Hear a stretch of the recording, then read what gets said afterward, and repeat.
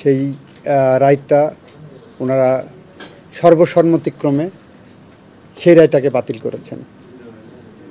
এবং বাতিল করার পরে আমরা কোর্টে ওই দিন সাবমিশনে বলেছিলাম আমাদের একটা লিগ্যাল প্রিন্সিপাল আছে, ডক্ট্রিন যেটাকে বলে অ্যাপ্লিকেবিলিটি অফ ল। সুপ্রিম কোর্টের judgment is also a judgment made law under article 111 of the Constitution. The law is always prospective unless it is given retrospective effect. Judgment is always retrospective unless it is given prospective effect.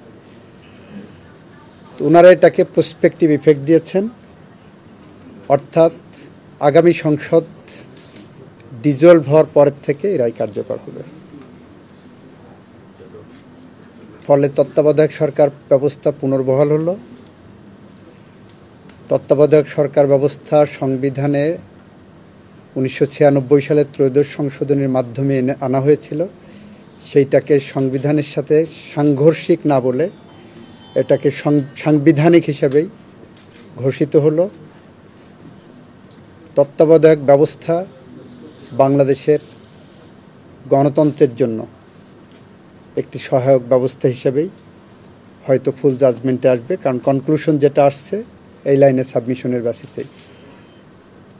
আজ থেকে বাংলাদেশের মানুষ আগামী দিনে নিজের vote নিজে দিতে পারবেন।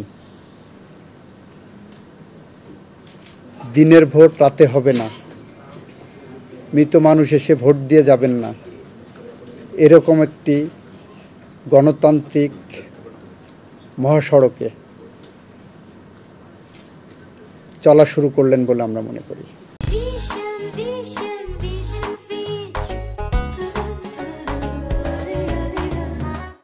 এই জায়গাটা ক্লিয়ার করি, কোনো ক্লাসের তো প্রশ্নই ওঠে না।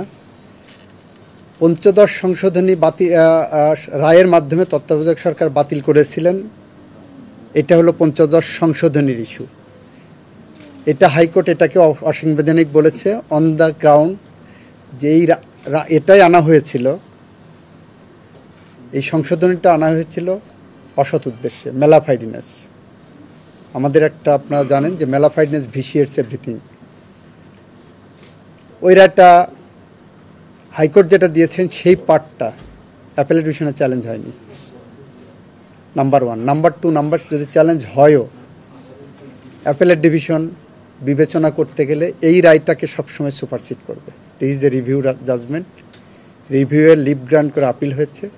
This judgement will supersede any other findings. ওইটা অন্য গ্রাউন্ডে পঞ্চদশ সংশোধনীর ওই অ্যামেন্ডমেন্টটাকে হাইকোর্ট ডিভিশন বাতিল করেছেন, ওইটা কিন্তু চ্যালেঞ্জ হয়নি।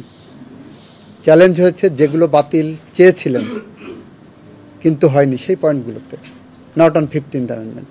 এখন তো যে অবস্থা আছে সেই অবস্থায় নির্বাচন হচ্ছে, এই বর্তমান যে নির্বাচন। হ্যাঁ, তত্ত্বাবধায়ক সরকারের ফরমেশনটা কি স্যার হ্যাঁ না ভোটের মাধ্যমে কি নির্ধারিত হবে? না, এটা রেস্টোর্ড হয়েছে। রেস্টোর্ড হওয়া মানে, এবং বলে দিয়েছেন অ্যাপেলেট ডিভিশন যেটা, দ্যাট উইল সুপারসিড এভরিথিং।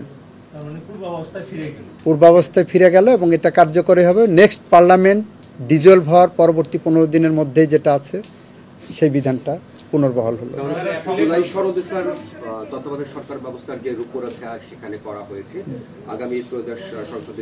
এটা পার্লামেন্টের কিছু ডিসকাশন তো থাকবেই।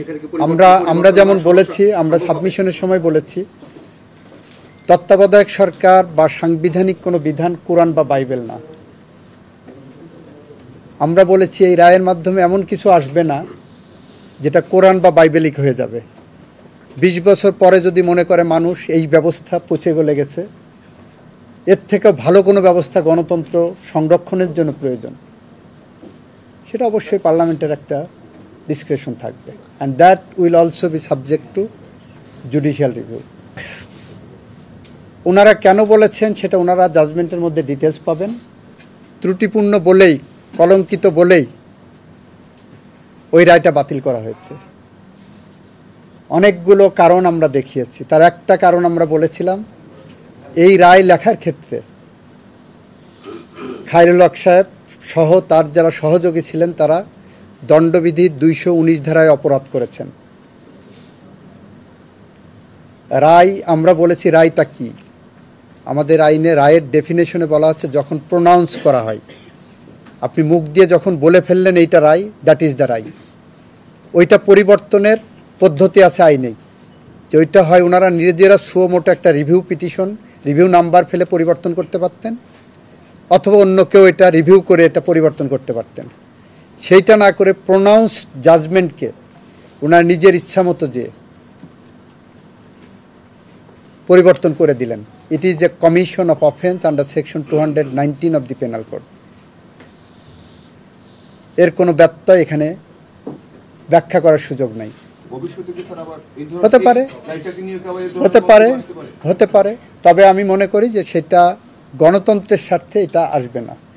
কিন্তু ওই রাইটটা রিভিউয়ের মাধ্যমে যখন এটা রেস্টোর্ড হলো, বাতিল করে দিয়ে গণতন্ত্র তথ্য রেস্টোর্ড হলো রিভিউয়ের মাধ্যমে, এই রিভিউয়ের পরে এই জাজমেন্টের উপর রিভিউ করে হবে না, অন্য কোনো জাজমেন্টে এসে সেটা আলাদা ফাইন্ডিং দেবে। এই সাবজেক্টের উপরে ত্রয়োদশ সংশোধনের উপরে এইটা এখন past and close chapter. Second review আমাদের আইনে পারমিট করে না। So this is a past and close chapter for the time being. 15 অ্যামেন্ডমেন্টের আপিল যদি রিজেক্ট হয় সেক্ষেত্রে এই মামলা কিভাবে কার্যকর হয়? 15th অ্যামেন্ডমেন্টে এই পয়েন্ট তো যায়নি। 15th অ্যামেন্ডমেন্টে হাইকোর্ট যে রায় দিয়েছে তত্ত্বাবধায়ক সরকার